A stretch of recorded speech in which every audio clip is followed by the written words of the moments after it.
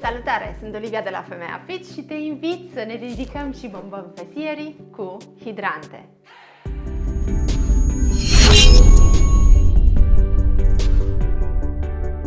Hidrantele sunt un exercițiu foarte ușor pentru fesier pe care îl poți face ușor acasă sau la sală și te ajută să activezi și să pui în mișcare mușchii fesieri, îndeoseb partea de mijloc și de jos a mușchiului. Mișcarea este simplă, pur și simplu de abducție sau de depărtare a picioarelor și o începi prin a te poziționa pe palme și genunchi. Caută să ai palmele imediat sub umeri, da? Spatele să fie cât mai drept, nu cumva să ai spatele arcuit sau să ai spatele curbat, spatele este cât mai drept. Genunchii și palmele sunt poziționate foarte bine pe podea, astfel încât să ai stabilitate și pur și simplu ridici piciorul drept de la podea și depărtezi, încercând să ridici genunchiul și piciorul cât mai sus. Menții postura dreaptă a trunchiului și faci mișcarea controlat și fluid. Ceea ce va fi foarte provocant pentru tine va fi să menții postura aceasta dreaptă a corpului. Încearcă să încordezi foarte bine abdomenul și să împlânzi bine pălmile în podea, astfel încât să nu rotești trunchiul când faci deschiderea.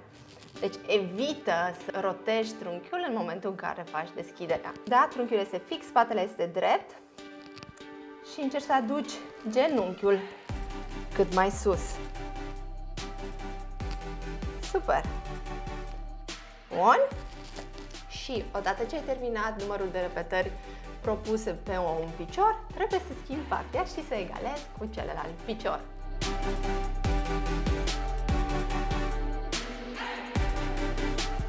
Mișcarea este la fel, doar că de data aceasta vei aduce piciorul stâng spre sus. Super! Bun, și odată ce stăpânești bine mișcarea și ai trunchiul cât mai drept, poți să adaugi o tensiune și anume o bandă elastică de rezistență.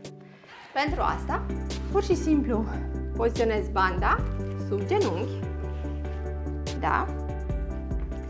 Și revii în poziție, palmele cât mai bine plasate pe podea, da? Spatele este drept și depărtezi picioarele.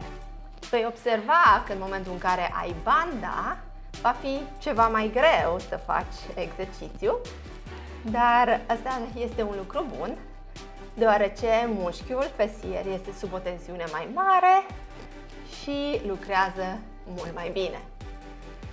Nu uita să faci și pe cealaltă parte. Încerci să faci depărtarea cât mai amplă și să menții postura dreaptă a spatelei. Hai, încearcă acest exercițiu și scrie-mi în comentarii cum s-au simțit în fesierii tăi. Nu uita să-mi dai un like la acest video dacă ți-a plăcut explicațiile din el, să subscrii la canalul de YouTube și pentru un program complet pentru fesieri bombați și ridicați, vino pe femeiafit.ro și caută trainingul fabulos. Abia aștept să ne antrenăm împreună. Fii frumoasă, fii puternică, fii Femeia Fit!